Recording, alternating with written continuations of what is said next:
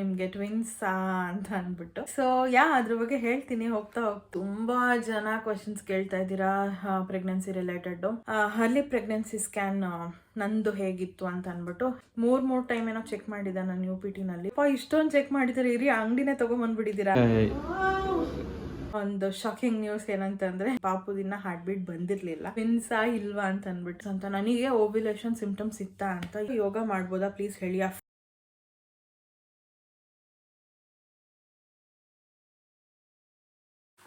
Hi hello ಎಲ್ರಿಗೂ ನಮಸ್ಕಾರ, welcome back to my channel. ನೀವು ನೋಡ್ತಿದ್ದೀರಾ ಹರ್ಷಿತಾ ವೀರೇಶ್ ವ್ಲಾಗ್ಸ್. ಸೊ ನನ್ನ ಹಿಂದೆ ಒಬ್ರು ಗೆಸ್ಟ್ ಕೂಡ ಬಂದಿದ್ದಾರೆ ವಿಡಿಯೋದಲ್ಲಿ ಜಾಯ್ನ್ ಆಗೋದಕ್ಕೆ ಅಂತ ಅಂದ್ಬಿಟ್ಟು. ಸೊ ಇವತ್ತಿನ ವ್ಲಾಗ್ ಸ್ಟಾರ್ಟ್ ಮಾಡ್ತಾ ಇದ್ದೀನಿ. ಇವಾಗ ನೈಟ್ ಆಗಿದೆ, ಅರೌಂಡ್ 9:30 ಆಗಿದೆ. ಮಾಡೋ ಪ್ಲ್ಯಾನ್ ಇರಲಿಲ್ಲ, ಬಟ್ ಅದಾದಮೇಲೆ ನಾನು ಫ್ರೀ ಆಗೋಕ್ಕೆ ಸ್ವಲ್ಪ ಕಷ್ಟ ಆಗುತ್ತೆ.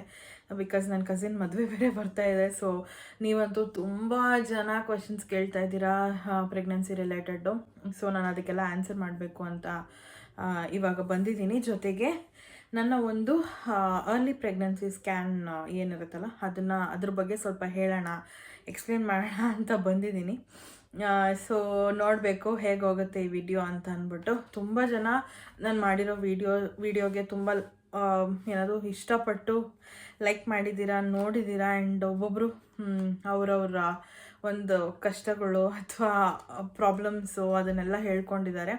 ಸೊ ಅದಕ್ಕೆಲ್ಲ ಸೊಲ್ಯೂಷನ್ ಕೊಡೋದಕ್ಕೆ ಅಂತಲೇ, ಸೊಲ್ಯೂಷನ್ ಅಂದರೆ ಕಂಪ್ಲೀಟ್ ಸೊಲ್ಯೂಷನ್ ಅಂತ ಹೇಳೋದಕ್ಕೆ ಹೋಗೋದಿಲ್ಲ, ಸ್ವಲ್ಪ ಅವ್ರಿಗೆ ಏನು ಡೌಟ್ಸ್ ಇದೆ ಅದನ್ನೆಲ್ಲ ಸ್ವಲ್ಪ ಕ್ಲಿಯರ್ ಮಾಡೋಣ ಅಂತ ಬಂದಿದ್ದೀನಿ. ನನಗೆ ಎಷ್ಟು ಗೊತ್ತಿದೆ ಅಷ್ಟು ಮಾತ್ರ ಹೇಳೋಣ ಅಂತ. ಸೊ ಆ್ಯಂಡ್ ನನಗೆ ಇನ್ಸ್ಟಾಗ್ರಾಮಲ್ಲೂ ಒಬ್ಬರು ಕೇಳಿದರು ನಿಮಗೆ ಟ್ವಿನ್ಸಾ ಅಂತ ಅಂದ್ಬಿಟ್ಟು. ಸೊ ಅದ್ರ ಬಗ್ಗೆ ಹೇಳ್ತೀನಿ ಹೋಗ್ತಾ ನೋಡೋಣ ಏನಾಗತ್ತೆ ಅಂತ. So let's start the video. ಅದಕ್ಕೂ ಮುಂಚೆ ಯಾರಲ್ಲ ನನ್ನ ಚಾನಲ್ಗೆ ಸಬ್ಸ್ಕ್ರೈಬ್ ಆಗಿಲ್ಲ ಬೇಗ ಹೋಗಿ ಸಬ್ಸ್ಕ್ರೈಬ್ ಆಗಿ ಆ್ಯಂಡ್ ಬೆಲೈಕನ್ನ ಕ್ಲಿಕ್ ಮಾಡಿ, ಸೊ ದಟ್ ನನ್ನೆಲ್ಲ ವಿಡಿಯೋಸ್ ನಿಮಗೆ ಫಸ್ಟ್ ಬರುತ್ತೆ ಅಂತ ಹೇಳ್ತಾ ಲೆಟ್ಸ್ ಸ್ಟಾರ್ಟ್ ದ ವಿಡಿಯೋ. ಸ್ವಲ್ಪ ಫಾಸ್ಟಾಗಿ ಮಾತಾಡೋಕ್ಕಾಗಲ್ಲ, ಉಸಿರಾಡೋಕ್ಕೆ ಕಷ್ಟ ಆಗುತ್ತೆ, ನಿಧಾನಕ್ಕೆ ಮಾತಾಡ್ತೀನಿ. ಆಗ್ತಾನೆ ಇರಲಿಲ್ಲ, ಇವತ್ತು ಮಾಡೋದೇ ಬೇಡ ಅಂತ ಅಂದ್ಕೊಂಡಿದ್ದೆ. ಬಟ್ ಸ್ಟಿಲ್ ಅಷ್ಟೊಂದು ಕ್ವೆಶ್ಚನ್ಸ್ ಬರ್ತಾನೇ ಇದೆ. ಸೊ ಮಾಡದೆ ಹೋದರೆ ಚೆನ್ನಾಗಿರೋದಿಲ್ಲ ಅಂತ ಅಂದ್ಬಿಟ್ಟು ವಿಡಿಯೋನ ಮಾಡ್ತಾಯಿದ್ದೀನಿ. ಆ್ಯಂಡ್ ಇನ್ನೊಂದು ಸ್ವಲ್ಪ ದಿನ ಆದರೆ, ಇನ್ನೊಂದು 2 ಡೇಸಲ್ಲಿ ನನ್ನ ಕಸಿನ್ ಮದುವೆ ಬೇರೆ ಬರುತ್ತೆ. ಸೊ ಆ ವ್ಲಾಗ್ಸಲ್ಲಿ ಸ್ವಲ್ಪ ಬ್ಯುಸಿ ಆಗಿಬಿಡ್ತೀನಿ. ಆ್ಯಂಡ್ ಆ ಮದುವೆ ಫಂಕ್ಷನಲ್ಲೂ ಕೂಡ ಬ್ಯುಸಿ ಆಗಿಬಿಡ್ತೀನಿ. ಸೊ ಇದ್ರ ಬಗ್ಗೆ ರಿಲೇಟೆಡ್ ಆಗಿ ಮಾಡೋದಕ್ಕೆ ಸ್ವಲ್ಪ ಕಷ್ಟ ಆಗುತ್ತೆ. ಸೊ ಅದಕ್ಕೆ ಅಲ್ಲಿ ಹೋಗೋಕ್ಕೂ ಮುಂಚೆ ಇದೆಲ್ಲ ಕ್ಲಿಯರ್ ಮಾಡಿಬಿಟ್ಟು ಹೋಗೋಣ ಮದುವೆಗೆ ಅಂತ ಅಂದ್ಕೊಂಡಿದ್ದೀನಿ. ಸೊ ಫಸ್ಟ್ ಬಂದು ಅರ್ಲಿ ಪ್ರೆಗ್ನೆನ್ಸಿ ಸ್ಕ್ಯಾನ್ ನಂದು ಹೇಗಿತ್ತು ಅಂತ ಅಂದ್ಬಿಟ್ಟು ಹೇಳ್ತೀನಿ ಇವಾಗ. ಸೊ ನಾನು ಸ್ಕ್ಯಾನ್ ರಿಪೋರ್ಟ್ಸ್ ಎಲ್ಲ ಏನೂ ತೋರಿಸೋದಕ್ಕೆ ಹೋಗೋದಿಲ್ಲ ಈಗ ಸದ್ಯಕ್ಕೆ. ಜಸ್ಟ್ ನಾನು ಹೇಳ್ತೀನಿ ಅಷ್ಟೇ ಯಾವ ಡೇಟಿಗೆ ಹೋಗಿದ್ದೆ ಏನು ಎತ್ತ ಅಂತ ಅಂದ್ಬಿಟ್ಟು. ಸೊ ನಾನು ಲಾಸ್ಟ್ ವಿಡಿಯೋನಲ್ಲಿ ಹೇಳ್ದಂಗೆ ನಾನು 28 ಡೇಸ್ಗೆ ನನಗೆ ಕನ್ಫರ್ಮ್ ಆಗಿತ್ತು. ಬಟ್ ನಾವು ಡಾಕ್ಟ್ರ್ ಹತ್ರ ಹೋಗಿದ್ದು ಬಂದು 3rd ಅಂದರೆ ಅಕ್ಟೋಬರ್ 3rd, ಓಕೆನಾ. ಸೊ ನನ್ನ ಪೀರಿಯಡ್ಸ್ ಮಿಸ್ ಆಗಿ ಒನ್ ಡೇಗೆ ಹೋಗಿದ್ದಿತ್ತು. ಸೊ ಹೋಗಿದ್ವಿ, ಅಲ್ಲಿ ಡಾಕ್ಟ್ರ್ ಹತ್ರ UPT ತೊಗೊಂಡೋಗಿದ್ದೆ. ನಾನು ಹೇಳಿದ್ನಲ್ಲ ಮೂರು ಟೈಮ್ ಏನೋ ಚೆಕ್ ಮಾಡಿದ್ದೆ ನಾನು UPT ನಲ್ಲಿ. ಬಿಕಾಸ್ ನನಗೆ ಕನ್ಫರ್ಮೇಷನ್ನೇ ಇರಲಿಲ್ಲ ಹೇಳ್ಬೇಕಂತಂದರೆ. ತುಂಬ ಒಂಥರ ಕನ್ಫ್ಯೂಷನ್ ಸ್ಟೇಟಲ್ಲಿದ್ದೆ. ಸೊ 3 ಸಲ ಚೆಕ್ ಮಾಡ್ಕೊಂಡಿದ್ದೆ. ಹಂಗೂ ಅಲ್ಲಿ ಹೋದ್ಮೇಲೆ ಒಂದ್ಸತಿ ಚೆಕ್ ಮಾಡಿಸ್ತಾರೆ ಅಂದ್ಬಿಟ್ಟು ಫುಲ್ ಬ್ಲ್ಯಾಡರ್ನೆಲ್ಲ ತುಂಬ್ಕೊಂಡು ಹೋಗ್ಬಿಟ್ಟಿದ್ದೀನಿ, ನೀರು ಫುಲ್ ಕುಡಿದ್ಬಿಟ್ಟು. ನೋಡಿದ್ರೆ ಅಲ್ಲಿ ಡಾಕ್ಟ್ರು ತುಂಬ ಬ್ಯುಸಿ ಇದ್ದಾರೆ, ತುಂಬ ಜನ ಬರ್ತಾರೆ ಅಲ್ಲಿಗೆ. ಸೊ ನನ್ನ ನಂಬರ್ ಬರೋದು ಲೇಟ್ ಆಗೋಯ್ತು. ಫುಲ್ ವಾಶ್ರೂಮ್ಗೆ ಅರ್ಜೆಂಟ್ ಆಗಿಬಿಟ್ಟಿದೆ. ಹಂಗೂ ಅಲ್ಲಿ ಸಿಸ್ಟರ್ ಇರ್ತಾರೆ, ಅವ್ರನ್ನ ಕೇಳಿದೆ ಏನದು UPT ಮತ್ತೆ ಟೆಸ್ಟ್ ಮಾಡಬೇಕಾ, ನಾನು ಆಲ್ರೆಡಿ ಟೆಸ್ಟ್ ಮಾಡಿದ್ದೀನಿ, ಮತ್ತೆ ಏನಾದರೂ ಟೆಸ್ಟ್ ಮಾಡಬೇಕಾ ಅಂತ ಅಂದ್ಬಿಟ್ಟು. ಇಲ್ಲ ಮೇಡಮ್ ಹೇಳ್ತಾರೆ ಅಂತ ಅವರು ಅದನ್ನೇ ಹೇಳಿದ್ರು. ಸೊ ಅದು ಹೇಳಾದ್ಮೇಲೆ ಇನ್ನೂ ಒಂದಷ್ಟೊತ್ತು ಕಾದು ಅದಾದಮೇಲೆ ಡಾಕ್ಟ್ರ್ ಹತ್ರ ಹೋದಾಗ ಹಿಂಗೆ ಅಂತ ಹೇಳಿದೆ UPT ಪಾಸಿಟಿವ್ ಬಂದಿದೆ ಅಂತ ಅಂದ್ಬಿಟ್ಟು. ಅವ್ರು ಕಂಗ್ರ್ಯಾಟ್ಸ್ ಹೇಳ್ತಿದ್ದಾರೆ ನನಗೆ. ನಾನು ರಿಪ್ಲೈ ಬ್ಯಾಕ್ ಮಾಡ್ತಾ ಇಲ್ಲ ಅವರಿಗೆ, ಥ್ಯಾಂಕ್ಸ್ ಏನೂ ಹೇಳ್ತಾ ಇಲ್ಲ. ನನಗೆ ಡೌಟ್ ಆಗ್ತಿದೆ ಡಾಕ್ಟರ್ ಇದು ನಿಜನಾ ಇಲ್ವಾ ಅಂತ ಅವ್ರನ್ನೇ ಕ್ವೆಶನ್ ಬ್ಯಾಕ್ ಮಾಡ್ತಾಯಿದ್ದೀನಿ. ಸೊ ಎಲ್ಲ ತೋರಿಸಿದ್ಮೇಲೆ ಎಲ್ಲ ಒಂದೊಂದೇ ತೆಗ್ದು ಇಡ್ತಾ ಇದ್ದೀನಿ 3. ಇಷ್ಟೊಂದು ಚೆಕ್ ಮಾಡಿದ್ದಾರೆ, ಇರಿ ಅಂಗಡಿನೇ ತೊಗೊಂಬಂದ್ಬಿಟ್ಟಿದ್ದೀರಾ ಅಂತ ರೇಗಿಸ್ತಾಯಿದ್ರು ಡಾಕ್ಟ್ರು. ಅದಾದಮೇಲೆ ನರ್ಸ್ ಕೂಡ ಇದ್ಕೊಂಡು ಹ್ಞೂ ಮೇಡಮ್ ಇಲ್ಲಿ ಬಂದಮೇಲೂ ಚೆಕ್ ಮಾಡ್ತೀನಿ ಅಂತ ಅಂದರು. ನಾನೇ ಬೇಡ ಅಂತ ಹೇಳಿದ್ರು. ಸೊ ಅದೆಲ್ಲ ಒಂಥರ ಚೆನ್ನಾಗಿತ್ತು ಅವತ್ತಿನ ದಿನದಲ್ಲಿ. ನಾನು ಆ ಡಾಕ್ಟ್ರಿಗೆ ಥ್ಯಾಂಕ್ಸ್ ಕೂಡ ಹೇಳಲಿಲ್ಲ, ಅವ್ರು ಕಂಗ್ರ್ಯಾಟ್ಸ್ ಹೇಳೋದಕ್ಕೆ. ಅದು ಹಂಗೆ ಮೈಂಡಲ್ಲೇ ಬಿಟ್ಬಿಟ್ಟೆ, ಮರ್ತೋಗ್ಬಿಟ್ಟೆ ನಾನು. ಸೊ ಅದಾದಮೇಲೆ ಅವರು ಕೂಡ ಚೆಕಪ್ ಮಾಡಿದ್ರು. ಚೆಕಪ್ ಮಾಡಾದಮೇಲೆ ಬ್ಲಡ್ ಟೆಸ್ಟು, ಯೂರಿನ್ ಟೆಸ್ಟ್ಗೆಲ್ಲ ಕೊಟ್ಟಿದ್ದರು. ಅದಾದಮೇಲೆ ಸ್ಕ್ಯಾನಿಂಗಿಗೆ 1.5 ಮಂತ್ ಇದ್ದಾಗ ಹೋಗಿ ಅಂತ ಹೇಳಿದ್ರು. ಸೊ ಫಸ್ಟು ಆವತ್ತಿನ ದಿನವೇ ನಾನು blood test, scanning, blood test ಮತ್ತು ಯೂರಿನ್ ಟೆಸ್ಟ್ ಎಲ್ಲ ಮಾಡಿದೆ. ಮಾಡಿ ಅದರದ್ದು ರಿಸಲ್ಟ್ ಕೂಡ ಬಂತು, ಪಾಸಿಟಿವ್ ಅಂತಲೇ ಬಂದಿತ್ತು. ಬಟ್ ಸ್ವಲ್ಪ ಜಾಸ್ತಿ ನೀರು ಕುಡಿಬೇಕು ಅಂತ ಹೇಳಿದ್ರು ಯೂರಿನ್ ಟೆಸ್ಟ್ ಮಾಡಿದಾಗ. ಆ್ಯಂಡ್ ನಾನು ಬ್ಲಡ್ ಟೆಸ್ಟ್ ಕೊಡೋದಕ್ಕೆ ಯಾವ ಅವತಾರ ಆಡಿದ್ದೀನಿ ಅಂತ ಅಂದ್ಬಿಟ್ಟು ನೀವು ಒಂದು ಕ್ಲಿಪ್ಪಿಂಗ್ ಹಾಕ್ತೀನಿ, ಅದನ್ನು ನೋಡಿಕೊಂಡು ಮತ್ತೆ ವಾಪಸ್ ಬನ್ನಿ ಆಯಿತಾ.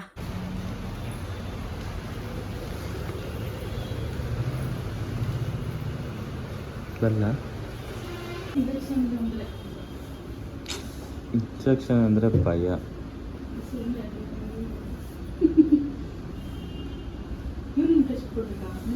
ಅಯ್ಯಯ್ಯೋ, ಇವಾಗ ತಾನು ಓದ್ನಲ್ಲ, ವೇಟ್ ಮಾಡಿ ಕೊಡಿ. ಈಗ ವೇಟ್ ಆದ್ಮೇಲೆ ಹೋದಾ?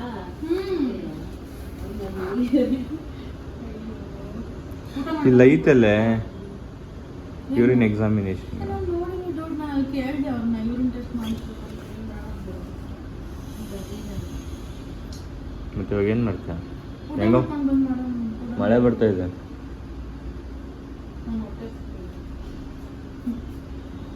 ನೆನ್ಕೊಂಡು ಹೋಗ್ತಿದ್ಯಾ? ನೆನ್ಕೊಂಡು ಹೋಗಿ. ಇಲ್ಲೇ ಪಕ್ಕದಲ್ಲಿ ಎಲ್ಲಿ?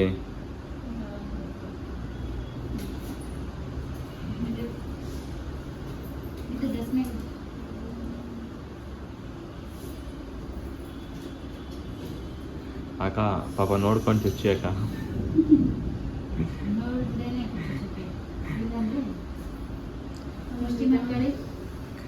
ಹೆಣ್ಮಕ್ಳಿಗೆ ಗಂಡಂದ್ರಿಗೆ ಆವಾಜ್ ಹಾಕಕ್ಕೆ ಮಾತ್ರ ಧೈರ್ಯ ಬರುತ್ತೆ, ಇಂಥದಕ್ಕೆಲ್ಲ ಧೈರ್ಯ ಇರಲ್ಲ. ಹಾಂ,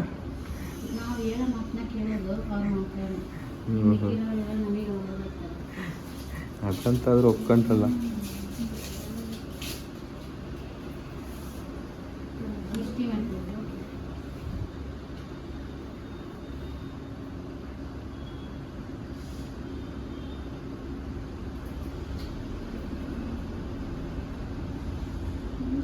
ವೆನ್ನುತ್ತಂಗೆ ಇಷ್ಟ ಮ್ಯಾಂಗೋ.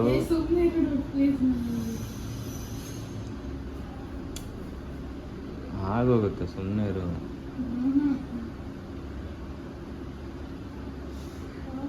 ಮತ್ತೆ ಆಯ್ತು, ಆಗೋಯ್ತು. Cool shoe cool. ಆಯ್ತು ನೋಡಿ, ಬಂದೇ ಬಿಡ್ತು.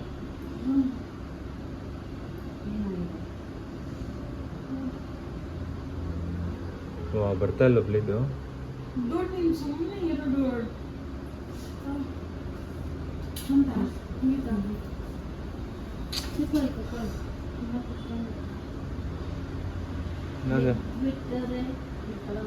ಇನ್ನೊಂದು ಚುಚ್ಚಿದ್ರ?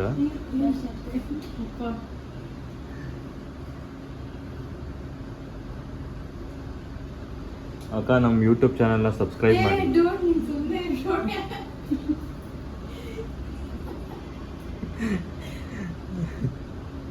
ಪಾಪ ಅವ್ರದ್ದೇ ಅವ್ರ ಕೆಲಸ ಆಗಿರುತ್ತೆ.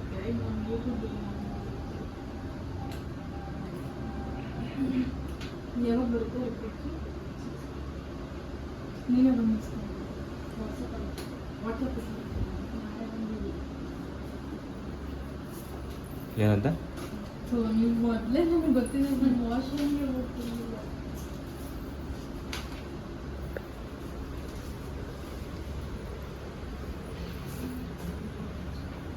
ಆಫ್ ಮಾಡಲ? ಬಿಡು ಹೋಗಿ. ಆಫ್ ಮಾಡಲ? ಸೊ ನೋಡಿದ್ರಲ್ಲ ಯಾವ ಥರ ಆಡ್ತೀನಿ ಅಂತ. ಬಿಕಾಸ್ ನನಗೆ ಇಂಜೆಕ್ಷನ್ ಅಂದರೆ ಫಸ್ಟ್ ಆಫ್ ಆಲ್ ಆಗೋದಿಲ್ಲ, ಆ್ಯಂಡ್ ಭಯ ಬೇರೆ. ಇಂಜೆಕ್ಷನ್ ಅಂತಂದರೆ ಇವಾಗಂತಲ್ಲ, ಚಿಕ್ಕವಳಿದ್ದಾಗಿಂದನೂ ಅಷ್ಟೇನೆ. ಇಂಜೆಕ್ಷನ್ ಅಂದರೆ ನನಗೆ ಇಷ್ಟನೇ ಇಲ್ಲ ಹೇಳ್ಬೇಕಂದ್ರೆ. ಕಣ್ಣಲ್ಲಿ ನೀರು ಬಂದ್ಬಿಡುತ್ತೆ ನನಗೆ ಹಂಗೆ, ಈಗಲೂ ಅಷ್ಟೇ. ಸೊ ಇವಾಗ ಅಭ್ಯಾಸ ಆಗ್ಬಿಟ್ಟಿದೆ ಚುಚ್ಚಿಸ್ಕೊಂಡು. ಬಟ್ ಸ್ಟಿಲ್ ಆದರೂ ಅದು ಆ ಸಿರಿಂಜ್ ನೋಡಿದಾಗ ನನಗೆ ಮೈಯೆಲ್ಲ ನಡುಗ್ತಾ ಇರುತ್ತೆ, ಒಂಥರ ಬಾಡಿ ಶಿವರ್ ಆಗಿಬಿಡುತ್ತೆ. ಆ ಥರ ಒಂಥರ ನನಗೆ. ಸೊ ಬ್ಲಡ್ ಟೆಸ್ಟ್ ಎಲ್ಲ ಆಯಿತು, ಎಲ್ಲ ಪಾಸಿಟಿವ್ ಬಂತು. ಅದನ್ನು ನಾನು ಡಾಕ್ಟ್ರಿಗೆ ಕಳಿಸಿದಾಗ ಓಕೆ ಎಲ್ಲ ಪಾಸಿಟಿವ್ ಬಂದಿದೆ, ಎಲ್ಲ ಚೆನ್ನಾಗಿದೆ. ಏನದು ಒಂದು ಸತಿ ಸ್ಕ್ಯಾನ್ ಮಾಡಿಸ್ಬಿಟ್ಟು ಆಮೇಲೆ ಬನ್ನಿ ಅಂತ ಹೇಳಿದ್ರು. ಸೊ ಸ್ಕ್ಯಾನ್ ಮಾಡಿಸೋದಕ್ಕೆ ನಾನು ಯಾವತ್ತು ಹೋಗಿದ್ದೆ ಅಂತಂದರೆ 1.5 ಮಂತಿಗೆ, ಅಂದರೆ 16th ಏನೋ ನಾನು ಹೋಗಿದ್ದಿತ್ತು, October 16th. So October 16th ಹೋದಾಗ ನನಗೆ ಹೋದೆ, ಭಯನೇ ಇತ್ತು, ಏನು ಬರುತ್ತೋ ಏನೋ ಹೆಂಗೋ ಅಂತ ವೀಡಿಯೋಸ್ ನೋಡ್ಕೊಂಡು ಹೋಗಿದ್ದೆ. ಬಟ್ ಸ್ಟಿಲ್ ಭಯ ಇರುತ್ತಲ್ವ, ಹಿಂಗಿರುತ್ತೆ ಏನೋ ಎತ್ತ ಹಾರ್ಟ್ ಬೀಟ್ ಬಂದಿರುತ್ತೋ ಇಲ್ವೋ ಅಂತ ಅಂದ್ಬಿಟ್ಟು ಅಲ್ಲಿ ಹೋಗಿ ಅವರು ಚೆಕ್ ಮಾಡಿದಾಗ ಒಂದು ಶಾಕಿಂಗ್ ನ್ಯೂಸ್ ಏನಂತಂದರೆ ನನಗೆ ಪಾಪು ದಿನ ಹಾರ್ಟ್ ಬೀಟ್ ಬಂದಿರಲಿಲ್ಲ. ಸೊ ನನಗೆ ಒಂಥರ ಡಿಸಪಾಯಿಂಟ್ ಆಗೋಯ್ತು, ಬೇಜಾರಾಗೋಯ್ತು, ಏನಪ್ಪ ಇದು ಅಂತ ಅಂದ್ಬಿಟ್ಟು. ಬಟ್ ಆದರೂ ನಾನು ತುಂಬ ಕುಗ್ಲಿಲ್ಲ, ಅಂದರೆ ತುಂಬ ಅದನ್ನೇ ತಲೆಗೆ ಹಾಕ್ಕೊಂಡು ಎಲ್ಲ ಮಾಡೋದಕ್ಕೆ ಹೋಗಲಿಲ್ಲ. ಯಾಕಂದರೆ ನನಗೆ ಗೊತ್ತಿತ್ತು ತುಂಬ ಜನಕ್ಕೆ ಅದು 1.5 ಮಂತ್ಗೆ ಹಾರ್ಟ್ ಬೀಟ್ ಗೊತ್ತಾಗೋದಿಲ್ಲ. 1.5 ಮಂತ್ ಅಂದರೆ ಒಂದು 6 ವೀಕ್ಸ್ ಆಗಿರುತ್ತೆ. 6 ವೀಕ್ಸ್ಗೆ ಗೊತ್ತಾಗೋದಿಲ್ಲ, ಒಂದು 7 to 8 ವೀಕ್ಸ್ ಹೋದರೂ ಟೈಮ್ ಬೇಕೇ ಬೇಕು ಗೊತ್ತಾಗೋದಕ್ಕೆ ಹಾರ್ಟ್ ಬೀಟು. ಸೊ ನನಗೆ ಅದು ಗೊತ್ತಿದ್ದರಿಂದ ನಾನು ಅಷ್ಟೊಂದೇನು ಜಾಸ್ತಿ ತಲೆಗೆ ಹಾಕ್ಕೊಳಕ್ಕೆ ಹೋಗಲಿಲ್ಲ, ನಾರ್ಮಲಾಗಿ ಕೂಲಾಗೇ ಇದ್ದೆ. ಬಂದೇ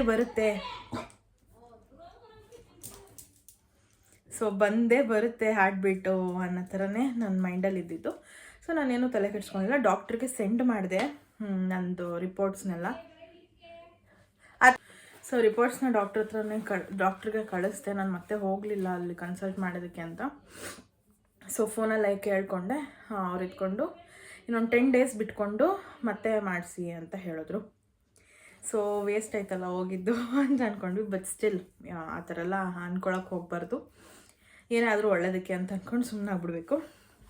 ಆ್ಯಂಡ್ ಅದಾದಮೇಲೆ 26ಗೆ ಇದ್ದಿದ್ದು ಸ್ಕ್ಯಾನಿಂಗು. ಸೊ ಅವತ್ತು ಹೋದಾಗ ಒಂದು ಹ್ಯಾಪಿ ನ್ಯೂಸ್ ಏನಂತಂದರೆ ಹಾರ್ಟ್ ಬೀಟ್ ಬಂದಿತ್ತು. ಆ್ಯಂಡ್ ಇವಾಗ ಹೇಳ್ತೀನಿ ಟ್ವಿನ್ಸಾ ಇಲ್ವಾ ಅಂತ ಅಂದ್ಬಿಟ್ಟು. ಇಲ್ಲ, ನನಗೆ ಒಂದೇ ಬೇಬಿ ಇರೋದು, ಅಂದರೆ ಸಿಂಗಲ್ ಜಸ್ಟೇಷನಲ್ ಸ್ಯಾಗ್ ಅಂತ ಹೇಳ್ತಾರೆ. ಸೊ ಆ ಥರ ಇತ್ತು ಅಂತಂದರೆ ಒಂದೇ ಬೇಬಿ. ಅದಾದಮೇಲೆ ಹಾರ್ಟ್ ಬೀಟ್ ಕೇಳಿಸಿದ್ರು. I was like oh my God, ಅದು ಆ ಫೀಲಿಂಗ್ ಹೆಂಗಿರುತ್ತೆ ಅಂತಂದರೆ ಅಲ್ಲಿವರೆಗೂ ನಿಜವಾಗ್ಲೂ ನನಗೆ ಪರ್ಸ್ನಲಿ ಹೇಳಬೇಕಂತಂದರೆ ಅಯ್ಯೋ ಮಗು ತಾನೇ ಬಿಡು ಅನ್ನೋ ಥರನೇ ಇದ್ದಿದ್ದು.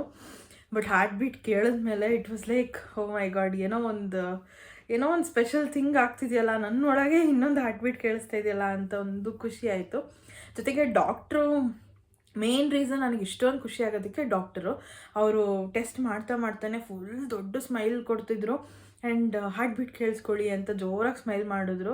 ನನಗೆ ಅವ್ರ ಮುಖ ಇನ್ನೂ ಕಣ್ಣಿಗೆ ಕಟ್ದಂಗಿದೆ. ನನ್ನ ಕಣ್ಣಲ್ಲಿ ಹಂಗೆ ನೀರು ತುಂಬ್ಕೊಂಬಿಡ್ತು ಅವ್ರ ಮುಖ ನೋಡ್ತಿದ್ದಂಗೆ. ಆ್ಯಂಡ್ ಸೌಂಡ್ ಕೇಳಿಸಿದ್ರು. ಸೊ ತುಂಬ ಖುಷಿಯಾಯಿತು. ಬಂದು ಬೀರೇಶಿಗೆ ಹೇಳಿದೆ ಈ ಥರ ಇತ್ತು ಅಂತ. ಬಿಕಾಸ್ ಬೀರೇಶ್ನ ಒಳಗೆ ಬಿಟ್ಟಿರಲಿಲ್ಲ. ನಾನು ಅಂದ್ಕೊಂಡೆ ಅಯ್ಯೋ ಶೆಟ್ ಮಿಸ್ ಆಗೋಯ್ತು ಬೀರೇಶಿಗೆ ಅಂತ ಅಂದ್ಕೊಂಡು. ಬಟ್ ಸ್ಟಿಲ್ ಬಂದು ನಾನು ಎಕ್ಸ್ಪ್ಲೇನ್ ಮಾಡಿದಾಗ ಅವ್ರಿಗೂ ಒಂಥರ ಖುಷಿಯಾಯಿತು. ಸೊ ಟೋಟಲಾಗಿ ಎಲ್ಲನೂ ಚೆನ್ನಾಗಿತ್ತು. ಬೇಬಿ ಕೂಡ ಚೆನ್ನಾಗಿತ್ತು. ಅಂದರೆ ಅವಾಗಿನ್ನ ಬೇಬಿ ಫಾರ್ಮ್ ಆಗಿರಲ್ಲ, ಬಟ್ ಅದೇನಿರುತ್ತೆ ಏನಂತಾರೆ, ಚಿಕ್ಕದಾಗಿರುತ್ತೆ, ಚಿಕ್ಕ ಪುಟಾಣಿ ಇದು. ಅದು ಯಾವ ಸೈಜಲ್ಲಿರುತ್ತೆ ಅಂತಲೂ ನನಗೆ ನೆನಪಿಲ್ಲ. ಬಟ್ ಅದರಲ್ಲಿ ಹಾರ್ಟ್ ಬೀಟ್ ಗೊತ್ತಾಯಿತು. ಸೊ ಖುಷಿ ಆಯಿತು. ಅದೆಲ್ಲ ಮುಗಿಸ್ಕೊಂಡು ಮತ್ತೆ ಡಾಕ್ಟ್ರ್ ಹತ್ರ ಹೋಗಿದ್ವಿ. ಅಲ್ಲೂ ಕೂಡ ರಿಪೋರ್ಟ್ಸ್ ಎಲ್ಲ ತೋರಿಸಿದಾಗ ಎಲ್ಲ ನಾರ್ಮಲ್ ಇದೆ, ಎಲ್ಲ ತುಂಬ ಚೆನ್ನಾಗಿದೆ ಅಂತ ಹೇಳಿದ್ರು. ಅದಾದಮೇಲೆ ಮತ್ತೆ ನೆಕ್ಸ್ಟ್ ಸ್ಕ್ಯಾನಿಂಗಿಗೆ ಯಾವಾಗ ಹೇಳಿದ್ರು ಅಂತ ಅಂದ್ಬಿಟ್ಟು ನಾನು ಬರೋ ಮುಂದಿನ ವೀಡಿಯೋಸಲ್ಲಿ ಹೇಳ್ತೀನಿ. ಬಿಕಾಸ್ ಇದು ನನ್ನ ಫಸ್ಟ್ ಸ್ಕ್ಯಾನ್ ಮತ್ತು ಅರ್ಲಿ ಪ್ರೆಗ್ನೆನ್ಸಿ ಸ್ಕ್ಯಾನ್ ಏನಿರುತ್ತಲ್ಲ ಅದ್ರ ಬಗ್ಗೆ ಮಾತ್ರ ಇವತ್ತು ಮಾತಾಡೋಣ ಅಂತ ಬಂದಿದ್ದು. ಸೊ ನೆಕ್ಸ್ಟ್ ಸೆಕೆಂಡ್ ಸ್ಕ್ಯಾನ್ ಹೆಂಗಾಯಿತು, ಅದಾದಮೇಲೆ ನನ್ನ ಫಸ್ಟ್ ಟ್ರೈಮಿಸ್ಟರ್ ಹೆಂಗಿತ್ತು ಎಕ್ಸ್ಪೀರಿಯನ್ಸ್ ಅಂತ ಅಂದ್ಬಿಟ್ಟು ನಾನು ನಿಮಗೆ ಹೋಗ್ತಾ ಮುಂದಿನ ವೀಡಿಯೋಸಲ್ಲಿ ಹೇಳ್ತಾ ಹೋಗ್ತೀನಿ. ಸೊ ಐ ಥಿಂಕ್ ಇವಾಗ ಸ್ವಲ್ಪ ಕ್ವೆಶ್ಚನ್ಸ್ ಇದೆ, ಅದನ್ನು ಆನ್ಸರ್ ಮಾಡಿಬಿಟ್ಟು ಅದಾದಮೇಲೆ ವಿಡಿಯೋನ ಎಂಡ್ ಮಾಡೋಣ, ಓಕೆನಾ? ಸೊ ಕ್ವೆಶ್ಚನ್ಸು ತುಂಬಾ ಬರ್ತಿದೆ. ಆ್ಯಂಡ್ ನನ್ನ ವೀಡಿಯೋಸಿಗಂತೂ ತುಂಬ ಜನ ರೆಸ್ಪಾನ್ಸ್ ಮಾಡ್ತಿದ್ದಾರೆ. ನನಗಂತೂ ತುಂಬ ತುಂಬ ತುಂಬ ಖುಷಿ ಆಯಿತು. Thank you so much. ಯಾರೆಲ್ಲ ನನ್ನ ವೀಡಿಯೋಸ್ ನೋಡಿ ನಾನು ಏನೋ ಒಂದು ಹೇಳಿದ್ದನ್ನು ತೊಗೊತಿದ್ದೀರಾ ಅಂತಂದರೆ ನನಗೆ ತುಂಬಾ ಖುಷಿ ಆಗುತ್ತೆ. ನನ್ನಿಂದ ಒಂದಿಬ್ರಿಗೆ ಹೆಲ್ಪ್ ಆದ್ರೂ ತುಂಬಾ ಖುಷಿ ನನಗೆ. ಒಬ್ಬರು ಮೆಸೇಜ್ ಮಾಡಲಿ, ಇಬ್ಬರು ಮೆಸೇಜ್ ಮಾಡಲಿ, ಅದಕ್ಕೆ ನಾನು ರಿಪ್ಲೈ ಮಾಡೇ ಮಾಡ್ತೀನಿ. ಆ್ಯಂಡ್ ಇವಾಗ ಏನಾಗಿದೆ ಅಂತಂದರೆ ನನ್ನ ವೀಡಿಯೋಸ್ಗೆ ಒಂದ್ರ ಮೇಲೊಂದು ಮೆಸೇಜಸ್ ಕಮೆಂಟ್ಸ್ ಬರ್ತಾನೆ ಇದೆ. ನಾನು ಅಲ್ಲಿ ರಿಪ್ಲೈ ಮಾಡೋಕ್ಕಾಗ್ತಿಲ್ಲ. ಆ್ಯಂಡ್ ರಿಪ್ಲೈ ಮಾಡೋಕ್ಕೂ ಅಷ್ಟುದ್ದ ಟೈಪ್ ಮಾಡ್ಕೊಂಡು ಕೂತ್ಕೊಳ್ಳೋಕ್ಕೆ ನಿಜವಾಗ್ಲೂ ಈ ಟೈಮಲ್ಲಿ ನನಗೆ ಸ್ವಲ್ಪ ಕಷ್ಟ ಆಗುತ್ತೆ. ಸೊ ನಾನೇನು ಮಾಡ್ತೀನಿ ಅಂತಂದರೆ, ನೀವು ಯಾವುದೇ ಡೌಟ್ ಇದ್ರೂ, ಯಾವುದೇ ಕಮೆಂಟ್ ಇದ್ರೂ ನನ್ನ ಕಮೆಂಟಲ್ಲಿ ಹಾಕಿದ್ರೆ ನಾನು ಅದಕ್ಕೆ ಲೈಕ್ ಆರ್ ಏನೋ ಒಂದು ರಿಪ್ಲೈ ಬ್ಯಾಕ್ ಮಾಡ್ತೀನಿ. ಬಟ್ ಅದಕ್ಕೆ ಆನ್ಸರ್ನ ನಾನು ಕರೆಕ್ಟಾಗಿ ನೆಕ್ಸ್ಟ್ ವೀಡಿಯೋನಲ್ಲಿ ಕೊಟ್ಟಿರ್ತೀನಿ. ಸೊ ಐ ಥಿಂಕ್ ಇನ್ಮೇಲೆ ಸ್ವಲ್ಪ ವೀಡಿಯೋಸಲ್ಲಿ Q&A ಕೂಡ ಇರುತ್ತೆ ನನ್ನ ಒಂದು ವೀಡಿಯೋಸಲ್ಲಿ. ಸೊ ಫಸ್ಟು ಏನು ಟಾಪಿಕ್ಸ್ ಇದೆ ಅದು ಮಾತಾಡ್ಬಿಟ್ಟು ಲಾಸ್ಟಲ್ಲಿ Q&A ಥರ ಇಟ್ಕೊಳ್ಳೋಣ ಅಂತ ಅಂದ್ಕೊಂಡಿದ್ದೀನಿ. ಸಾರಿ. ಸೊ ಇವಾಗ ಕ್ವೆಶನ್ ಸ್ಟಾರ್ಟ್ ಡಿಲೇ ಮಾಡೋದು ಬೇಡ. ಸೊ ತುಂಬ ಜನ ಒಂಥರ ಸಿಮಿಲರ್ ಕ್ವೆಶನ್ಸೇ ಕೇಳಿದ್ದಾರೆ. ಸೊ ಅದರಲ್ಲಿ ಯಾವುದು ಅಂದರೆ ಸಿಮಿಲರ್ ಕ್ವೆಶನ್ಸ್ ಯಾವುದ್ಯಾವುದಿದೆ ಅದನ್ನು ಮಾತ್ರ ನೋಟ್ ಡೌನ್ ಮಾಡ್ಕೊಂಡಿದ್ದೀನಿ. ಸೊ ಅದನ್ನು ನೋಡೋಣ ಇವತ್ತು. First question, when to check UPT in early pregnancy. So early pregnancy ಅನ್ನೋದು ಎಲ್ಲರಿಗೂ ಆಗೋದಿಲ್ಲ. ತುಂಬ ಕಮ್ಮಿ ಜನಕ್ಕೆ ಆ ಥರ ಆಗತ್ತೆ, ಅಥವಾ ಒಂದು ಸ್ವಲ್ಪ ಜನಕ್ಕೆ ಆಗತ್ತೆ ಅಂತ ಹೇಳ್ಬೋದು. ಸೊ ಅರ್ಲಿ ಪ್ರೆಗ್ನೆನ್ಸಿಗೆ ಸಿಮ್ಟಮ್ಸ್ ಗೊತ್ತಾಯಿತು ಅಂತ ಅಂದಾಗ ಮಾತ್ರ ಅರ್ಲಿ ಪ್ರೆಗ್ನೆನ್ಸಿಗೆ ಟೆಸ್ಟ್ಗೆ UPT ಏನು ಟೆಸ್ಟ್ ಮಾಡ್ತೀವಲ್ಲ ಅದನ್ನು ಮಾಡ್ಕೊಬೋದು. ಇಲ್ಲ ಅಂತಂದರೆ ಪೀರಿಯಡ್ಸ್ ಮಿಸ್ ಆದಮೇಲೆ ನೋಡ್ಕೊಳ್ಬೇಕಾಗತ್ತೆ. ಸೊ ಅದನ್ನೊಂದು ನೋಡಿಕೊಂಡು ಯಾವ ಥರ ಸಿಮ್ಟಮ್ಸ್ ಇದೆ ನಿಮಗೆ, ನೀವು ಅಟ್ಲೀಸ್ಟ್ ನಿಮಗೆ ಡೌಟ್ ಬಂತು ಅಂತಂದ್ರೂ ಚೆಕ್ ಮಾಡ್ಕೊಳ್ಳೋಕ್ಕಾದ್ರೂ UPTನ ಟೆಸ್ಟ್ ಮಾಡಿ. ಇಲ್ಲ ಅಂತಂದರೆ ಕೆಲಸ ಮಾಡೋದು, ಬಗ್ಗಿ ಎದ್ದು ಮಾಡೋದು, ವೆಯ್ಟ್ ಲಿಫ್ಟ್ ಮಾಡೋದು ಆ ಥರದ್ದೆಲ್ಲ ಮಾಡಿದಾಗ ತುಂಬ ಕಷ್ಟ ಆಗುತ್ತೆ. ಸೊ ನಿಮಗೆ ಡೌಟ್ ಇತ್ತು ಅಂತಂದರೆ ಮುಂಚೆನೇ ಟೆಸ್ಟ್ ಮಾಡ್ಕೊಬೋದು. ಸೊ ಅದೇ UPT ಯಾವಾಗ ಟೆಸ್ಟ್ ಮಾಡ್ಬೋದು ಅಂತಂದರೆ, ಪೀರಿಯಡ್ಸ್ಗೂ ಮುಂಚೆ 1-3 ಡೇಸ್ ಮುಂಚೆ, ಅಥವಾ ಪೀರಿಯಡ್ಸ್ ಮಿಸ್ ಆಗಿ 1-3 ಡೇಸ್ ಆದಮೇಲೆ, ಅಥವಾ 1 ವೀಕ್ವರೆಗೂ ಟೈಮ್ ಗ್ಯಾಪ್ ಇರುತ್ತೆ. ಅದನ್ನು ಅರ್ಲಿ ಪ್ರೆಗ್ನೆನ್ಸಿ ಟೆಸ್ಟ್ ಅಂತ ಹೇಳ್ತಾರೆ. ಸೊ ಅದನ್ನು ಕೂಡ ನೀವು ಮಾಡ್ಕೊಬೋದು. ಓಕೆನಾ. ಸೊ ನೆಕ್ಸ್ಟ್ ಕ್ವೆಶ್ಚನ್ ಬಂದು, did I have ovulation symptoms ಅಂತ. ನನಗೆ ಓವ್ಯುಲೇಷನ್ ಸಿಮ್ಟಮ್ಸ್ ಇತ್ತಾ ಅಂತ. ಎಸ್, ಅಫ್ಕೋರ್ಸ್ ಇತ್ತು. ನನಗೆ ಮುಂಚೆ ಎಲ್ಲ ಗೊತ್ತಾಗ್ತಿರ್ಲಿಲ್ಲ ಓವ್ಯುಲೇಷನ್ ಹೆಂಗಾಗತ್ತೆ, ಅದರದ್ದು ಸಿಮ್ಟಮ್ಸ್ ಬೇರೆ ಇರುತ್ತಾ, ಏನು ಎತ್ತಾ ಅಂತ ನನಗೊಂದು ಗೊತ್ತಾಗ್ತಿರ್ಲಿಲ್ಲ. ಅದ್ರ ಜೊತೆಗೆ ಏನದು ಇಂಪ್ಲಾಂಟೇಷನ್ ಸಿಮ್ಟಮ್ಸು ನನಗೆ ಏನೂ ಗೊತ್ತಾಗ್ತಿರ್ಲಿಲ್ಲ ಲಿಟ್ರಲಿ ಹೇಳಬೇಕಂತಂದರೆ. ಬಟ್ ನಾನು ಯಾವಾಗ ಇದು PCOSಗೆ ಮೆಡಿಸಿನ್ಸ್ ತೊಗೊಳಕ್ಕೆ ಸ್ಟಾರ್ಟ್ ಮಾಡಿದೆ, ಅದಾದಮೇಲೆ ನ್ಯಾಚುರಲಿ ಟ್ರೈ ಮಾಡೋದಕ್ಕೆ ಸ್ಟಾರ್ಟ್ ಮಾಡಿದೆ, ಆವಾಗ ನನಗೆ ರಿಯಲ್ ಪೇನ್ ಅಂದರೆ ಇದು ಏನದು ಓವ್ಯುಲೇಷನ್ ಹೆಂಗಾಗತ್ತೆ ಅಥವಾ ಯಾವ ಟೈಮ್ಗೆ ಆಗಬಹುದು ಅಂತ ನಮಗೆ ಬಾಡಿ ಸೈನ್ ಕೊಡುತ್ತೆ ಅಂತ ನನಗೆ ಆವಾಗಲೇ ಗೊತ್ತಾಗಿದ್ದು. ಸೊ ಏನಪ್ಪ ಆ ಸೈನ್ ಅಂತಂದರೆ, ನಿಜವಾಗ್ಲೂ ಅಬ್ಡಾಮಿನಲ್ಲಿ ತುಂಬ ಪೇನ್ ಇರುತ್ತೆ, ಎಕ್ಸ್ಟ್ರೀಮ್ ಆಗಿ. ಅಂದರೆ ಒಬ್ಬೊಬ್ರಿಗೂ ಒಂದೊಂದು ಥರ. ನನಗೆ ಅದೇ ಥರ ಇತ್ತು, ಬಟ್ ಎಲ್ಲರಿಗೂ ಅದೇ ಥರ ಇರುತ್ತೆ ಅಂತ ಹೇಳೋದಕ್ಕಾಗಲ್ಲ. ನಾವು ಟ್ರೈ ಮಾಡೋಕ್ಕೆ ಸ್ಟಾರ್ಟ್ ಮಾಡಿದ ಫಸ್ಟ್ ಮಂತಲ್ಲಿ ಇಟ್ ವಾಸ್ ಲೈಕ್ ಹೆಲ್. ನನಗೆ 2-3 ದಿನ ಕಂಟಿನ್ಯೂಸ್ ಆಗಿ ಪೇನ್ ಇತ್ತು.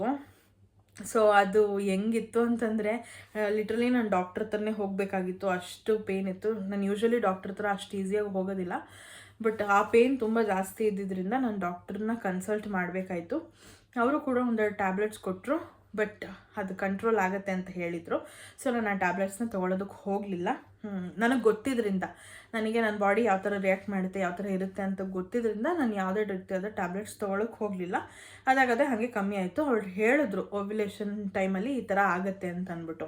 ನನಗೆ ಆವಾಗ ಅಷ್ಟೇ ಗೊತ್ತಾಗಿದ್ದು ಓವ್ಯುಲೇಷನ್ಗೂ ಈ ಥರ ಅಬ್ಡಾಮಿನಲ್ಲಿ ಪೇಯ್ನ್ ಬರುತ್ತೆ ಅಂತ ಅಂದ್ಬಿಟ್ಟು. ಅಬ್ಡಾಮಿನಲ್ ಅಂತಂದರೆ ನಮ್ಮದು ಹೊಕ್ಕಳು ಏನಿದೆಲ್ಲ, ಹೊಕ್ಕಳಿಂದ ಕೆಳಗಡೆ ಇರುತ್ತಲ್ಲ ಪಾರ್ಟು, ಹೊಟ್ಟೆ ಕೆಳಗಡೆ ಆ ಭಾಗದಲ್ಲಿ ನೋವಾಗ ಚಾನ್ಸಸ್. ಈ ಪೀರಿಯಡ್ಸ್ ಆದಾಗ ಯಾವ ಥರ ನೋವು ಇರುತ್ತಲ್ಲಪ್ಪ, ಅದೇ ಥರನೇ ನೋವು ಆವಾಗಲೂ ಇರುತ್ತೆ. ಓಕೆನಾ. ಸೊ ಇದು. ಆಮೇಲೆ ಇಂಪ್ಲಾಂಟೇಷನ್ ಬ್ಲೀಡಿಂಗ್ ಅಂತ ತುಂಬ ಜನ ಕೇಳಿದ್ದೀರಾ. ಸೊ ಇಂಪ್ಲಾಂಟೇಷನ್ ಬ್ಲೀಡಿಂಗು ನನಗೆ ಆಗಿಲ್ಲ, ಹಂಗಂತ ನಿಮಗೂ ಆಗಲ್ಲ ಅಂತಲ್ಲ. ತುಂಬ ಜನ ಹೆಣ್ಮಕ್ಳಿಗೆ ಇಂಪ್ಲಾಂಟೇಷನ್ ಬ್ಲೀಡಿಂಗ್ ಆಗೇ ಆಗುತ್ತೆ. ಅದು ಹೆಂಗಿರುತ್ತೆ ಅಂದರೆ, ಸ್ಪಾಟಿಂಗ್ಸ್ ಆಗುತ್ತೆ, ತುಂಬ ವೆರಿ ಮಿನಿಮಲ್ ಅಷ್ಟೇ, ಸ್ಪಾಟಿಂಗ್ಸ್ ಥರ ಡಾಟ್ ಡಾಟ್ ಡಾಟ್ ಆ ಥರ, ಅಥವಾ ಒಂಚೂರು ಮಿನಿಮಲ್ ಆಗಿ ಹೋಗ್ಬೋದು ಅಷ್ಟೇ. ಯಾಕೆ ಅಂತಂದರೆ ಅದು ಸ್ಯಾಕ್ ಏನಿರುತ್ತಲ್ಲ, ಏನಂತಾರೆ ಅದು, ಎಂಬ್ರಿಯೋ ಇರುತ್ತಲ್ಲ, ಸೊ ಅದು ಬಂದು ನಮ್ಮ ಯೂಟ್ರಸ್ ಒಳಗೆ ಕಚ್ಕೊಬೇಕು. ಸೊ ಅದು ಕಚ್ಕೊಳ್ಬೇಕಾದ್ರೆ ಅದು ನಮ್ಮ ಯೂಟ್ರಸ್ನ ಕೊರಿಯುತ್ತೆ. ಕೊರೆದು ಒಳಗಡೆ ಹೋಗಿ ಅದಾದಮೇಲೆ ಅಲ್ಲಿಂದ ಈಚೆಯಿಂದ ಬೇಬಿ ಬರೋದು. ಸೊ ಆ ಟೈಮಲ್ಲಿ ನಮಗೆ ಬ್ಲೀಡಿಂಗ್ ಆಗೇ ಆಗುತ್ತೆ. ಬಟ್ ನನಗೆ ಅದು ಯಾವುದೇ ರೀತಿಯಾದ ಎಕ್ಸ್ಪೀರಿಯೆನ್ಸ್ ಆಗಲಿಲ್ಲ, ಬಿಕಾಸ್ ಕೆಲವೊಬ್ರಿಗೆ ಆಗುತ್ತೆ, ಕೆಲವೊಬ್ರಿಗೆ ಆಗೋದಿಲ್ಲ. ಸೊ ನನಗಾಗಲಿಲ್ಲ. ಇನ್ ಕೇಸ್ ನಿಮ್ಗೆ ಆಯಿತು ಅಂತಂದರೆ ಅದು ಎಲ್ಲಿವರೆಗೂ ಇರ್ಬೋದು ಅಂತಂದರೆ it can last up to 3 to 4 days ಅಷ್ಟೇ, ಆಯಿತಾ. ಇಲ್ಲ ಜಾಸ್ತಿ ಆಯಿತು ಅಂತಂದರೆ ನೀವು ಒಂದ್ಸತಿ ಡಾಕ್ಟ್ರನ್ನ ಕನ್ಸಲ್ಟ್ ಮಾಡಿ. ಸೊ ಅದಕ್ಕೆ ಭಯ ಪಡೋ ಅಂಥದ್ದು ಏನಿಲ್ಲ. ಡಾಕ್ಟ್ರ್ ಹತ್ರ ಹೋದರೆ ಅವರೇ ಹೇಳ್ತಾರೆ. ಇಲ್ಲ 3-4 ಡೇಸ್ಗೆ ಸ್ಪಾಟಿಂಗ್ ಸ್ಟಾಪ್ ಆಯಿತು ಅಂತಂದರೆ ಅದಾಗಿದ 1 ವೀಕ್ಗೆ ನೀವು UPT ತೊಗೊಂಡು ಟೆಸ್ಟ್ ಮಾಡ್ಕೊಬೋದು, ಓಕೆನಾ.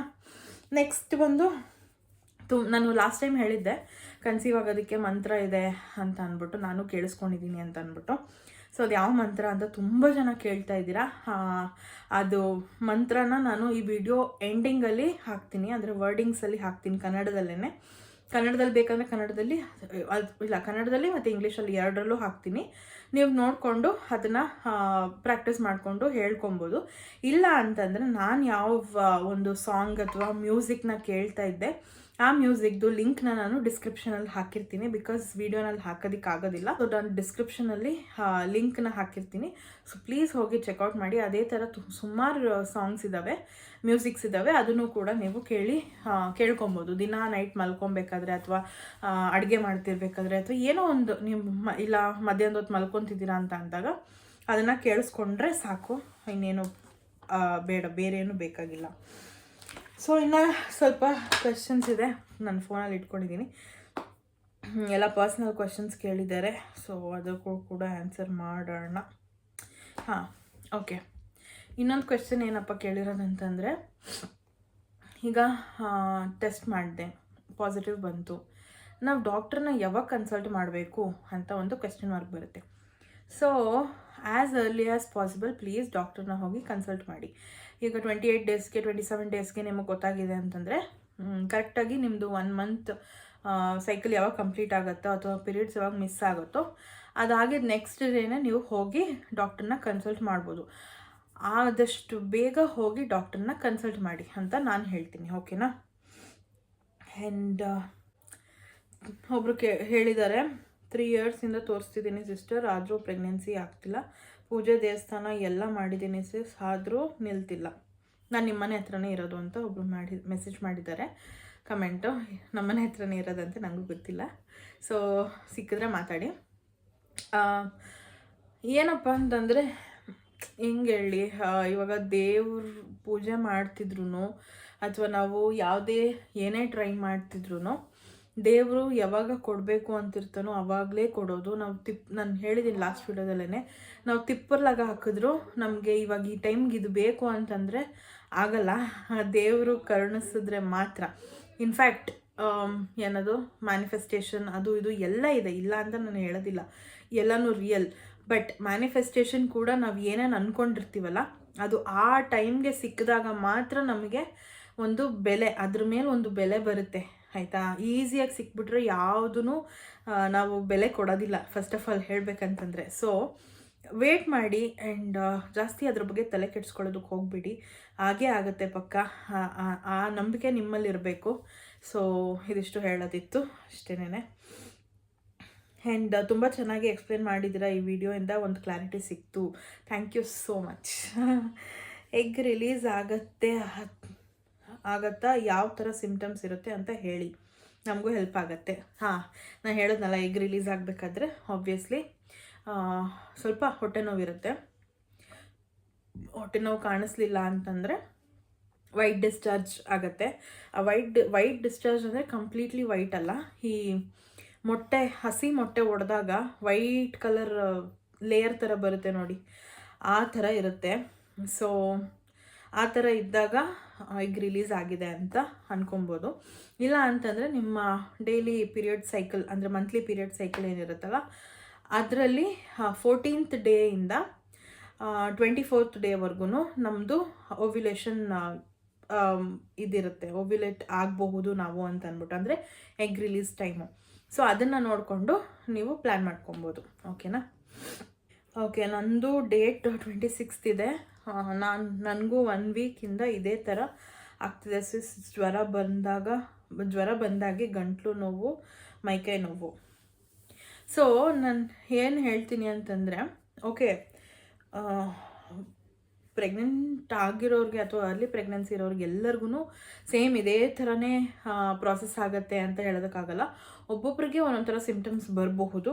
ಸೊ ಈ ಥರ ನಿಮ್ಗೇನಾದರೂ ಇತ್ತು ಅಂತಂದರೆ ಒಂದು ಸತಿ ಚಾನ್ಸ್ ತೊಗೊಳ್ದೇನೆ ಒಂದು ಸತಿ ಹೋಗಿ UPTನ ಟೆಸ್ಟ್ ಮಾಡಿ. ಇನ್ ಕೇಸ್ ನೆಗೆಟಿವ್ ಬಂತಂದರೆ 1 ವೀಕ್ ಆದಮೇಲೆ ಮತ್ತೆ ಯು ಕ್ಯಾನ್ ಟೆಸ್ಟ್, ಆಯಿತಾ, ಟೆಸ್ಟ್ ಮಾಡ್ಬೋದು. ಆವಾಗಲೂ ನೆಗೆಟಿವ್ ಬಂತಂದರೆ ನೀವು ಡಾಕ್ಟ್ರ್ ಹತ್ರ ಕನ್ಸಲ್ಟ್ ಮಾಡ್ಕೊಬೋದು. ಓಕೆನಾ? ಓಕೆ, ಪೀರಿಯಡ್ಸ್ ಮಿಸ್ ಆಗಿ 5 ಡೇಸ್ಗೆ ಚೆಕ್ ಮಾಡಿದೆ. Jan 25ಗೆ ಪಾಸಿಟಿವ್ ಬಂತು, ಮತ್ತು ನೆಕ್ಸ್ಟ್ ಡೇ ಬ್ಲೀಡಿಂಗ್ ಸ್ಟಾರ್ಟ್ ಆಯಿತು. ಓಕೆ, ಈ ಥರ ಪ್ರಾಬ್ಲಮ್ಸ್ ಇದ್ದಾಗ ಏನು ಮಾಡಬೇಕಂತಂದರೆ ಡಾಕ್ಟ್ರ್ ಹತ್ರ ಕನ್ಸಲ್ಟ್ ಮಾಡೋದು ತುಂಬಾ ಮುಖ್ಯ ಆಗುತ್ತೆ. ಬಿಕಾಸ್ ಒಬ್ಬೊಬ್ಬರಿಗೆ ಅದು ಏನದು ಎಗ್ ರಿಲೀಸ್ ಆಗ್ತಿರುತ್ತೆ, ಕರೆಕ್ಟಾಗಿ ಸ್ಪರ್ಮ್ ಕೂಡ ಹೋಗಿ ಮೀಟ್ ಆಗ್ತಾ ಇರುತ್ತೆ, ಆ್ಯಂಡ್ ಎಂಬ್ರಿಯೋ ಕೂಡ ಫಾರ್ಮ್ ಆಗಿರುತ್ತೆ, ಪ್ರೆಗ್ನೆನ್ಸಿ ಕೂಡ ಕನ್ಫರ್ಮ್ ಆಗಿರುತ್ತೆ, ಬಟ್ ಅದು ನಿಲ್ತಾ ಇರಲ್ಲ. ಸೊ ಆ ಥರ ಪ್ರಾಬ್ಲಮ್ಸ್ ಇದ್ದಾಗ ಇದಕ್ಕೆ ಡಾಕ್ಟ್ರ್ ಮಾತ್ರ ಸೊಲ್ಯೂಷನ್ ಕೊಡೋದಕ್ಕೆ ಸಾಧ್ಯ.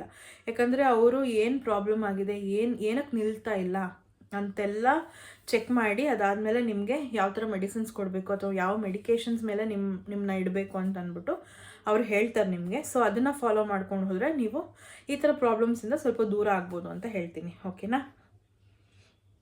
ಇನ್ನೊಂದು ಕ್ವೆಶ್ಚನು, ಅಕ್ಕ ಪ್ರೆಗ್ನೆನ್ಸಿ ಟ್ರೈ ಮಾಡುವಾಗ ಯೋಗ ಮಾಡ್ಬೋದಾ ಪ್ಲೀಸ್ ಹೇಳಿ. ಅಫ್ಕೋರ್ಸ್ ಯೋಗ ಮಾಡಿ, ಜುಂಬಾ ಮಾಡಿ, ಜಿಮ್ ಮಾಡಿ, ಎಕ್ಸಸೈಸ್ ಮಾಡಿ, ಮನೇಲೇ ವರ್ಕೌಟ್ ಮಾಡಿ, ಎನಿ ಫಿಸಿಕಲ್ ಆ್ಯಕ್ಟಿವಿಟಿ. ಅದರಲ್ಲೂ ಯೋಗ ಮಾಡೋದ್ರಲ್ಲಂತೂ ತುಂಬಾ ಬೆನಿಫಿಟ್ಸ್ ಇದೆ. ನಿಮ್ಮ ಮೆಂಟಲ್ ಹೆಲ್ತ್ಗಾಗಿರ್ಬೋದು ಅಥವಾ ಫಿಸಿಕಲ್ ಹೆಲ್ತ್ಗಾಗಿರ್ಬೋದು ತುಂಬಾ ಹೆಲ್ಪ್ಫುಲ್ ಆಗಿರುತ್ತೆ. ಬಟ್ ನನಗೆ ಸ್ವಲ್ಪ ಯೋಗ ಅಷ್ಟಕ್ಕಷ್ಟೇ, ನನಗೆ ಯೋಗ ಮಾಡೋಷ್ಟು ಪೇಷನ್ಸ್ ಇಲ್ಲ. ಸೊ ನಾನು ಎಕ್ಸಸೈಸೇ ಮಾಡ್ತಿದ್ದೆ ಅಥವಾ ವಾಕಿಂಗ್ ಮಾಡ್ತಿದ್ದೆ. ಸೊ ನಿಮ್ಗೆ ಯಾವುದು ಆಗುತ್ತೋ ಅದನ್ನು ಮಾಡ್ಬೋದು, ಏನೂ ಪ್ರಾಬ್ಲಮ್ ಇಲ್ಲ. ಯೋಗ ಇಸ್ ದ ಬೆಸ್ಟ್ ಆಪ್ಷನ್. ಓಕೆನಾ? ಆ್ಯಂಡ್ ನೆಕ್ಸ್ಟ್ ಬಂದು, ಓಕೆ, ನಂದು ಪೀರಿಯಡ್ ಡೇ 23 ಈಗ ಇದೆ, 23ಗೆ ಇದೆ ಮ್ಯಾಮ್. ನನಗೆ ಜ್ವರ ಇದೆ, ಗಂಟಲು ನೋವಿದೆ, ಬ್ರೆಸ್ಟ್ ನೋವು ಆಗ್ತಾ ಇದೆ ಮ್ಯಾಮ್, ಯಾವಾಗ ಚೆಕ್ ಮಾಡಬೇಕು?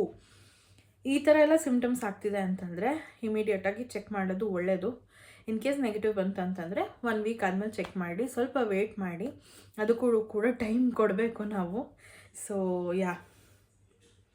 ಆ್ಯಂಡ್ ನೆಕ್ಸ್ಟ್ ಬಂದು, ಅಕ್ಕ ಒಂದು ದಿನದಲ್ಲಿ ಎಷ್ಟು ನಿಮಿಷ ವಾಕ್ ಮಾಡಬೇಕು?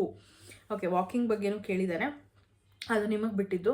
ಬೆಳಗ್ಗೆ 30 ಮಿನಿಟ್ಸ್, ರಾತ್ರಿ 30 ಮಿನಿಟ್ಸ್, ರಾತ್ರಿ ಅಂದರೆ ಅಥವಾ ಸಾಯಂಕಾಲ 30 ಮಿನಿಟ್ಸ್ ಅಥವಾ 45 ಮಿನಿಟ್ಸ್, ನಿಮಗೆ ಕೆಪಾಸಿಟಿ ಹೆಂಗಿದೆ ಅದ್ರ ಮೇಲೆ ನೀವು ವಾಕ್ ಮಾಡ್ಬೋದು. ಹಾಗಂದರೆ ತುಂಬ ಜಾಸ್ತಿನೂ ಇಂಟೆನ್ಸಾಗಿ ವಾಕ್ ಮಾಡೋದಕ್ಕೆ ಹೋಗಬೇಡಿ.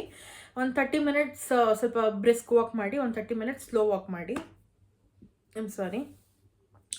ಆ ಥರನೂ ಮಾಡ್ಕೊಬೋದು. ಆ್ಯಂಡ್ ಎಕ್ಸಸೈಸು ಅಷ್ಟೇ 1 hour ಅಥವಾ 30 ಮಿನಿಟ್ಸ್ 45 ಮಿನಿಟ್ಸ್ ಈ ಥರ ಮಾಡಿಕೊಂಡು ಹೋಗ್ಬೋದು.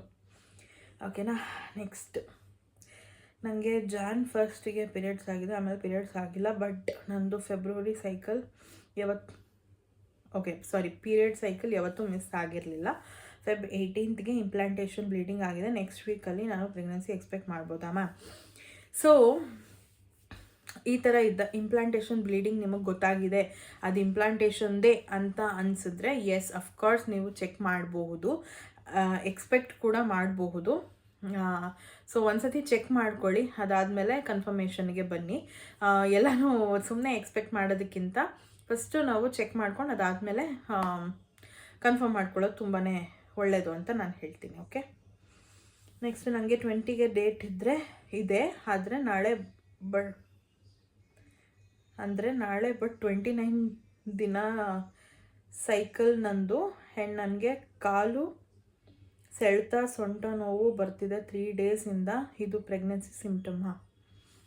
ಸೊ ಮೇ ಬಿ ಇರ್ಬೋದು, ಎಲ್ಲರಿಗೂ ಒಂದೇ ಥರ ಇರುತ್ತೆ ಅಂತ ಹೇಳೋದಕ್ಕಾಗಲ್ಲ, ನಾನು ಆಗಲೇ ಹೇಳ್ದಂಗೆ. ಸೊ ಈ ಥರ ಎಲ್ಲ ಸಿಮ್ಟಮ್ಸ್ ಇದೆ ಅಥವಾ ನಿಮ್ಗೆ ಅನ್ನಿಸ್ತಾ ಇದೆ ಅಂತಂದರೆ ಒಂದು UPT ಸಿಗುತ್ತೆ ಮೆಡಿಕಲ್ ಸ್ಟೋರಲ್ಲಿ, ಹತ್ತಿರದಲ್ಲೇ ಇರೋ ಮೆಡಿಕಲ್ ಸ್ಟೋರ್ಗೆ ಹೋಗಿ ತೊಗೊಂಡು ಬಂದು ನೀವು ಚೆಕ್ ಮಾಡಿಕೊಂಡು ನೋಡಿ, ಆಮೇಲೆ ಕನ್ಫರ್ಮ್ ಮಾಡ್ಕೊಳ್ಳಿ ಅಷ್ಟೇ ನಾನು ಹೇಳೋದು. ಎಲ್ಲರಿಗೂ ಒಂದೇ ಥರ ಇರೋದಿಲ್ಲ ಸಿಮ್ಟಮ್ಸು, ಒಬ್ಬೊಬ್ರಿಗೆ ಬೇರೆ ಥರ ಇರುತ್ತೆ, ಇನ್ನೊಬ್ರಿಗೂ ಬೇರೆ ಥರ ಇರುತ್ತೆ. ಸೊ ಅದನ್ನು ಹೇಳೋದಕ್ಕಾಗೋದಿಲ್ಲ. ಓಕೆನಾ? ಇನ್ ಕೇಸ್ ಡೌಟ್ ಇತ್ತಂದರೆ ಚೆಕ್ ಮಾಡ್ಕೊಳ್ಳಿ. ತುಂಬ ಇವಾಗ ಎಲ್ಲ ಕಡೆನೂ ಅವೈಲಬಲ್ ಇದೆ UPT ಟೆಸ್ಟ್ ಮಾಡೋದು. ಸೊ ಟೆಸ್ಟ್ ಮಾಡ್ಕೊಳ್ಳಿ. ನೆಕ್ಸ್ಟ್ ಕ್ವೆಶನ್ ಬಂದಿದ್ದು, ಹೌ ಮೆನಿ ಮಂತ್ಸ್ ಒನ್ಸ್ ನಿಮಗೆ ಯೂಶ್ವಲಿ ಪೀರಿಯಡ್ಸ್ ಆಗ್ತಾ ಇತ್ತು ಸಿಸ್? ಆಫ್ಕೋರ್ಸ್ ಇವಾಗ PCOS ಅಥವಾ PCOD ಇದೆ ಅಂತಂದರೆ 2 months ಒನ್ಸ್, 1.5 ತಿಂಗಳಿಗೆ ಒಂದ್ಸತಿ, ಅಥವಾ 2.5 months, ಅಥವಾ 3 monthsವರೆಗೂ ಒಂದೊಂದ್ಸತಿ ಆಗ್ತಾನೆ ಇರಲಿಲ್ಲ. ಸೊ ಈ ಥರ ಎಲ್ಲ ಪ್ರಾಬ್ಲಮ್ಸ್ ಇರುತ್ತೆ. ಆ್ಯಂಡ್ ವೈಸ್ ವರ್ಷ ಕೂಡ ಇರಬಹುದು. ಹೇಗೆ ಅಂತಂದರೆ, ಇವಾಗ 1 month ಪೀರಿಯಡ್ಸ್ ಆಗ್ತೀವಿ ಅಂತಂದರೆ 1 month ಫುಲ್ ಬ್ಲೀಡಿಂಗ್ ಆಗುತ್ತೆ. ಸೊ ಅದು ಕೂಡ PCOS ಅಥವಾ PCOD ಪ್ರಾಬ್ಲಮ್ಮೇ ಅಂತಲೇ ಹೇಳ್ತಾರೆ. ಸೊ ಅದ್ರ ಬಗ್ಗೆನೂ ಕೂಡ ನಾವು ಕೇರ್ ತೊಗೊಬೇಕು. ತುಂಬ ಎಕ್ಸೆಸಿವ್ ಆಗಿ ಬ್ಲೀಡಿಂಗ್ ಆಯಿತು ಅಂತಂದ್ರೂ ತುಂಬಾ ಕಷ್ಟ ಆಗುತ್ತೆ, ಅಥವಾ ಬ್ಲೀಡಿಂಗೇ ಆಗ್ತಿಲ್ಲ ಅಂತಂದ್ರೂ ತುಂಬ ಕಷ್ಟ ಆಗುತ್ತೆ. ಸೊ ಅದ್ರ ಬಗ್ಗೆ ನೀವು ಇನ್ ಕೇಸ್ ಇತ್ತು ಅಂತಂದರೆ ಡಾಕ್ಟ್ರ್ ಹತ್ರ ಕನ್ಸಲ್ಟ್ ಮಾಡಿ. ನಾರ್ಮಲ್ ಯಾವುದು ಅಂತಂದರೆ, ಅಂದರೆ ಪೀರಿಯಡ್ ಸೈಕಲ್ ನಾರ್ಮಲ್ ಆಗಿರೋದು ಯಾವುದು ಅಂತಂದರೆ 28 days to 32 days ನಾರ್ಮಲ್ ಅಂತ ಹೇಳ್ತಾರೆ. ಸೊ ಒಬ್ಬೊಬ್ರದ್ದು 40 days ಆಗುತ್ತೆ, 45 days ಆಗುತ್ತೆ, 50 days, 60 days ಈ ಥರ ಎಲ್ಲ ಗ್ಯಾಪ್ ಆಗುತ್ತೆ. ಸೊ ಅದೆಲ್ಲ ಅಬ್ನಾರ್ಮಲ್ಲೇ. ಸೊ ಇನ್ ಕೇಸ್ ಆ ಥರ ಇತ್ತು ಅಂದರೆ ಹೋಗಿ ಡಾಕ್ಟ್ರನ್ನ ಕನ್ಸಲ್ಟ್ ಮಾಡಿ, ಅಂದರೆ ಗೈನಕಾಲಜಿಸ್ಟ್ನ. ಆ್ಯಂಡ್ ಇನ್ನೊಬ್ಬರು ಕೇಳಿದ್ರು, ನೀವು ಯಾವ ಡಾಕ್ಟರ್ ಹತ್ರ ತೋರಿಸ್ತಾ ಇದ್ದೀರಾ, ಗೈನಕಾಲಜಿಸ್ಟ್ ಅಂತ ಹೇಳಿದ್ರಲ್ಲ, ನಮಗೂ ಸಜೆಸ್ಟ್ ಮಾಡಿ ಅಂತ ಕೇಳಿದ್ದೀರಾ. ಸೊ ಡಾಕ್ಟರ್ ಹೆಸರು ಬಂದು ಸವಿತಾ ಡಾಕ್ಟರ್ ಅಂತ ಅಂದ್ಬಿಟ್ಟು ಕೆಂಗೇರಿನಲ್ಲಿ ಮಾತೃ ಕ್ಲಿನಿಕ್ ಅಂತ ಇಟ್ಕೊಂಡಿದ್ದಾರೆ. ಐ ಥಿಂಕ್ ಗೂಗಲಲ್ಲಿ ಸರ್ಚ್ ಮಾಡಿದ್ರೆ ಅವ್ರದ್ದು ಡೀಟೇಲ್ಸ್ ಬರುತ್ತೆ. ಆ್ಯಂಡ್ ಅವ್ರದ್ದು ಮೇನ್ ಹಾಸ್ಪಿಟಲ್ ಕೂಡ ಇದೆ, ಅದು ಬಂದು KOC ಹಾಸ್ಪಿಟಲ್ ಅಂತ ಅಂದ್ಬಿಟ್ಟು, ಅದು ಕೂಡ ಕೆಂಗೇರಿ ಉಪನಗರದಲ್ಲೇ ಇರೋದು. ಸೊ KOC ಅಂತನಾದರೂ ಟೈಪ್ ಮಾಡ್ಬೋದು, ಅಥವಾ ಮಾತೃ ಕ್ಲಿನಿಕ್ ಅಂತನಾದರೂ ಟೈಪ್ ಮಾಡ್ಬೋದು. ಎಲ್ಲನೂ ಗೂಗಲಲ್ಲಿ ಸಿಗುತ್ತೆ. ನಾನು ಇಲ್ಲಿ ಕೆಳಗಡೆ ಅವ್ರ ಹೆಸರು ಮತ್ತು ಅವ್ರ ಫೋನ್ ನಂಬರ್ ಕೂಡ ಹಾಕಿರ್ತೀನಿ. ಇನ್ ಕೇಸ್ ಕನ್ಸಲ್ಟೇಷನ್ ತೊಗೊಬೇಕಂತಂದರೆ ನೀವು ತೊಗೊಬೋದು. ಲೊಕೇಶನ್ ಬಂದು ಕೆಂಗೇರಿ ಉಪನಗರ. ಓಕೆನಾ? ಆ್ಯಂಡ್ ನೆಕ್ಸ್ಟ್ ಬಂದು, ನಾನು ಎಲ್ಲೋ ಸಣ್ಣದಾಗಿ ವಿಡಿಯೋನಲ್ಲಿ ಹೇಳಿದ್ದನ್ನು ಇವರು ಕ್ಯಾಪ್ಚರ್ ಮಾಡಿಕೊಂಡು ಅದನ್ನೇ ಕ್ವೆಶ್ಚನ್ ಕೇಳಿದ್ದಾರೆ. ಸೊ ಯಾವ ಟೆಂಪಲ್ಲು ಪ್ಲೀಸ್ ಅದ್ರ ಬಗ್ಗೆ ತಿಳಿಸಿ ಅಂತ ಅಂದ್ಬಿಟ್ಟು ನಾನು ಹೇಳಿದ್ದೆ.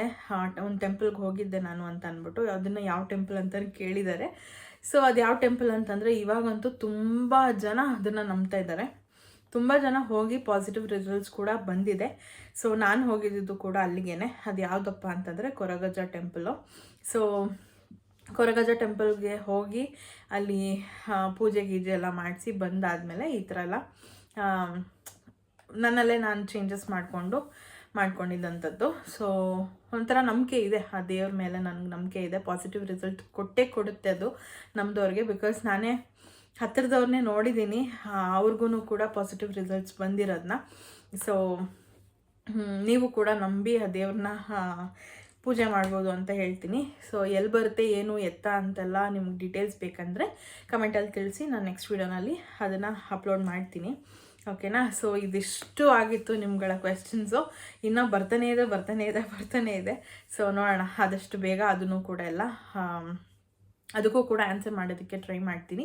ಆ್ಯಂಡ್ ಯಾರು ಟೆನ್ಷನ್ ಆಗೋಕ್ಕೆ ಹೋಗಬೇಡಿ, ಆರಾಮಾಗಿ ಕೂಲಾಗಿ ಇರಿ, ಎಲ್ಲ ಒಳ್ಳೆಯದೇ ಆಗುತ್ತೆ.